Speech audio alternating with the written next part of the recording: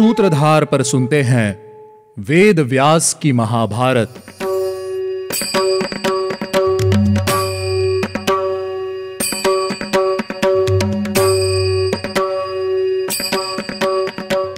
Hello listeners, स्वागत है आपका वेद व्यास की महाभारत के 13th एपिसोड में और मैं हूँ आपके साथ आपकी सूत्रधार मान्या शर्मा। आज के एपिसोड शुरू करने से पहले मैं आपको बताती हूँ कि आज के इस एपिसोड में क्या खास होने वाला है।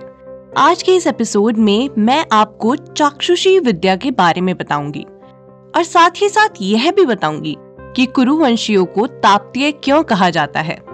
आपके इन सभी प्रश्नों का उत्तर देने से पहले चलिए लेते हैं एक छोटा सा रिकैप। पिछले एपिसोड में पांडवों ने द्रौपदी के पूर्व जन्म की कथा सुनी थी और उसके स्वयंवर के बारे में भी जाना था। सभी पांडव वेद व्यास जी से मिलकर उत्तर की ओर आगे बढ़ रहे थे।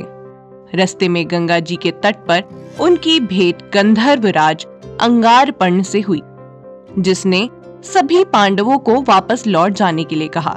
जिसके बाद अर्जुन और गंधर्वराज में युद्ध हुआ। युद्ध में गंधर्वराज की पराजय हुई। अंत में गंधर्वराज अर्जुन को चाक्षुषी विद्या के बारे में बता रहे थे। तो चलिए जानते हैं आगे की कथा। चाक्षुषी विद्या के बारे में बताते हुए गंधर्वराज ने कहा, यह विद्या मनु ने सोम को प्रदान की थी और उन्होंने विश्वावसु को। उन्हीं विश्वावसु से यह विद्या मैंने प्राप्त की है। यह विद्या यदि किसी कायर व्यक्ति को दे दी जाए तो यह नष्ट हो जाती है। अब मैं तुम्हें इसके बल के बारे में बताता हूँ। तीनों लोकों में जो कोई भी वस्तु है, उसमें से जिस भी वस्तु को तुम्हें आंखों से देखने की इच्छा हो, उसे इस विद्या के बल से कोई भी कहीं भी देख सकता है और जिस रूप में देखना चाहे उसी रूप में देख सकता है। जो एक पैर से 6 महीने तक खड़ा रहकर तपस्या करे, वही इस विद्या को प्राप्त कर सकता है। परंतु अर्जुन, तुम्हें इस व्रत का पालन या तपस्या किए बिना मैं स्वयं यह विद्या तुम्हें प्रदान करूंगा।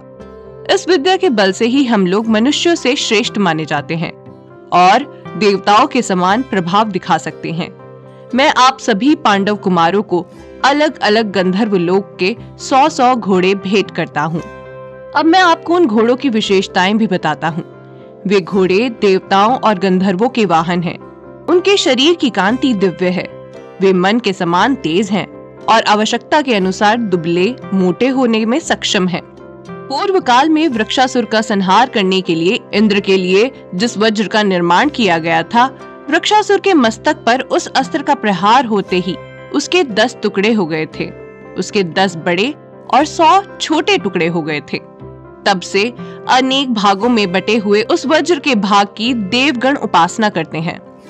लोक में धन, यश आदि जो भी वस्तु हैं, उन सभी को वज्र का स्वरूप माना गया है।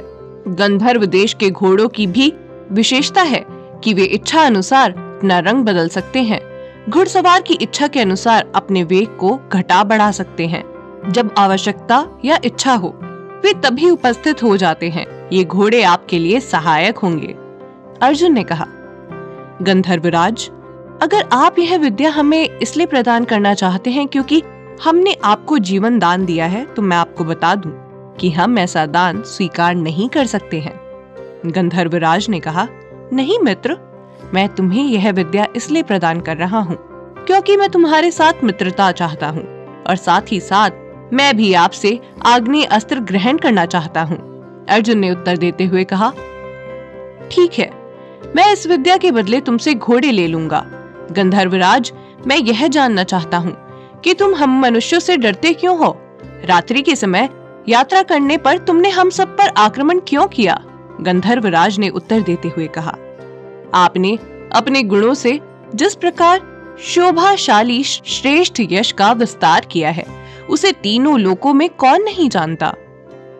बुद्धिमान यक्ष, राक्षस, गंधर्व, पिशाच, नाग और दानव, हर कोई आपकी ही योग्यता का वर्णन करता है। मैंने आपके पूर्वजों के गुणगान भी सुने हैं। मैं आपको आता देख ही आपके पराक्रम को पहचान गया था और इसी के साथ एक बात यह भी है कि रात के समय हमारा बल बहुत बढ़ जाता है। इसी कारण मैंने क्रोध में आकर ऐसा कार्य किया। तप्ती के कुल की वृद्धि करने वाले अर्जुन, आप धर्मपरायण हैं और इसी कारण आप मुझे युद्ध में पराजित कर पाए हैं। अर्जुन ने गंधर्वराज से पूछा कि उन्होंने अर्जुन को तप्ती नंदन के नाम से क्यों संबोधित किया। गंधर्वराज ने अर्जुन से कहा, मैं आपको यह कथा विस्तार से सुनाता हूँ। यह कथा तीनों लोकों में विख्यात है। आप सभी इस कथा को ध्यान से सुनिए। भगवान सूर्यदेव की पुत्री का नाम तप्ती था, जो अपने पिता के ही अनुरूप थी। वह सावित्री देवी की छोटी बहन थी। हर समय तपस्या में लीन रहने के कारण उनका नाम तप्ती हुआ। उस समय तीनों लोकों में उनके समान कोई भी रूपवती स्त्री नहीं थी। भगवान सूर्य को तीनों लोकों में कोई भी ऐसा वर नहीं मिला जो उनकी पुत्री से विवाह करने योग्य हो। तप्ती युवावस्था को प्राप्त हो चुकी थी और उनके विवाह की चिंता सूर्यदेव को खाई जाती थी। उन्हीं दिनों महाराज यक्ष के पुत्र राजा संवरण कुरुकुल के सबसे बलवान, धैर्यवान, पवित्र और धर्मपरायण पुरुष थे। वे तरह तरह के नियम और व्रत का पालन करने वाले और तपस्या में लीन रहने वाले व्यक्ति थे, जो हमेशा भगवान सूर्य की आराधना किया करते थे। उनका रूप अलौकिक था। इसी कारण भगवान सूर्य ने उन्हें अपनी पुत्री तप्ती के लिए योग्य वर जाना। एक दिन की बात है, राजा संवरण एक पर्वत के पास शिकार के लिए गए। शिकार खेलते खेलते राजा का घोड़ा भूख प्यास से पीड़ित होकर मर गया। घोड़े की मृत्यु के बाद राजा संवरण पैदल ही उस पर्वत के शिखर पर विचरने लगे। घूमते घूमते उनकी दृष्टि एक सुंदर स्त्री पर पड़ी, जिसके रूप को देखते ही राजा कामदेव से मोहित हो गए और एक टक उसे देखते ही रह गए। वह कन्या वहां तपस्या कर रही थी। बहुत देर तक उसको निहारने के बाद राजा संवरण ने उस कन्या से पूछा, सुंदरी, तुम कौन हो? किसकी कन्या हो? राजा के ऐसा पूछने पर कन्या ने कोई उत्तर नहीं दिया और पलक झपकते ही अंतर्धान हो गई। राजा उस कन्या को ढूंढते हुए वन में इधर उधर विचरने लगे और कन्या के न मिलने पर वहीं मूर्छित होकर गिर गए। असल में वह कन्या कोई और नहीं बल्कि सूर्य देव की पुत्री तप्ती थी। राजा को इस प्रकार मूर्छित देखकर तप्ती मंद मंद मुस्कुराते हुए राजा के सामने प्रकट हो गई और इस प्रकार बोली, राजन, उठिए, उठिए, आपका कल्याण हो। आप इस पृथ्वी के विख्यात सम्राट हैं। आपको इस तरह मोह के वशीभूत होना शोभा नहीं देता है। तप्ती के वचन सुनकर राजा जाग उठे। तप्ती को अपने सामने देखकर राजा प्रसन्न हो गए। राजा ने तप्ती से कहा, अच्छा हुआ तुम आ गई। तप्ती राजा के प्रेम को समझ गई थी। उसने राजा से कहा, राजन, मैं सूर्य देव की कन्या तप्ती हूँ। यदि आप सच में मुझसे प्रेम करते हैं तो मेरे पिता से मुझे मांग लीजिए। यदि मेरे पिता मुझे आपकी सेवा में देना चाहेंगे तो मैं सदा आपके अधीन रहूंगी। ऐसा कहकर तप्ती दोबारा आकाश में चली गई और राजा संवरण दोबारा मूर्छित होकर पृथ्वी पर गिर गए। इधर उनके मंत्री भी उन्हें ढूंढते ढूंढते वहां आ पहुंचे। राजा को जीवित पाकर उन सभी को बहुत हर्ष हुआ। उन्होंने राजा को जगाया और कहा, राजन, आप डरे नहीं, हम सभी यहाँ आपकी सहायता के लिए आ गए हैं। राजा ने मंत्री को अपने पास रुकवाकर बाकी सारी सेना को वापस लौटा दिया। अब राजा संवरण तप्ती को पाने के लिए हाथ जोड़कर ऊपर की ओर मुख करके तपस्या करने लगे। राजा संवरण मन ही मन अपने पुरोहित वशिष्ठ मुनि का स्मरण करने लगे। राजा को तपस्या करते हुए 12 दिन बीत गए। 12 दिन बीतने के बाद वशिष्ठ मुनि का शुभ आगमन हुआ।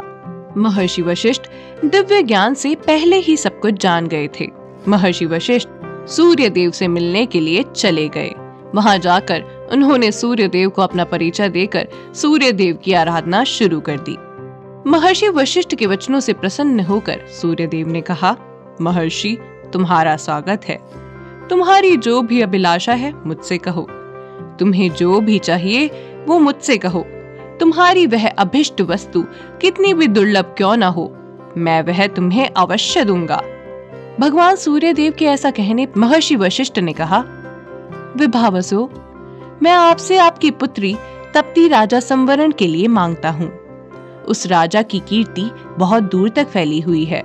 वे धर्म और अर्थ के ज्ञाता है और उदार बुद्धि वाले धर्मपरायण व्यक्ति हैं। निश्चित ही वे आपकी कन्या के लिए सुयोग्य वर हैं। महर्षि वशिष्ठ के वचन सुनकर भगवान सूर्यदेव ने अपनी कन्या का दान देने का निश्चय करके अपनी पुत्री तप्ती को महर्षि वशिष्ठ को अर्पित कर दिया।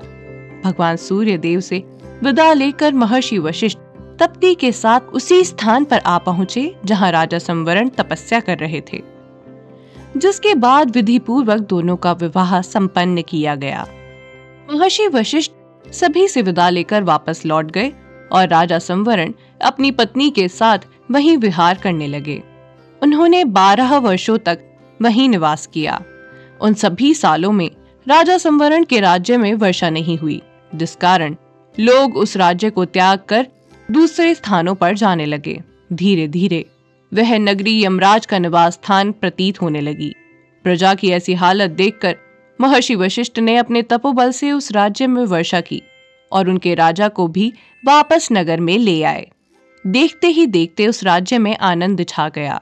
इसके बाद राजा ने अपनी पत्नी तप्ती के साथ 12 वर्षों तक यज्ञ किया। महाराज संवरण ने तप्ती के गर्भ से कुरु को प्राप्त किया। उन्हीं कुरु से उत्पन्न होने के कारण आप कौरव और कुरुवंशी कहलाते हैं। इसी तरह पुरु से पौरव उत्पन्न हुए। इसी तरह आप लोगों को भी अपने पुरोहित को आगे रखकर पृथ्वी का पालन पोषण करना चाहिए है। तो इस तरह सूर्य देव की कन्या तप्ती कुरुवंश में ब्याही और इसी कारण मैंने आपको ताप्तीय कहकर संबोधित किया। तो ये था हमारा आज का एपिसोड। आज के एपिसोड में बस इतना ही।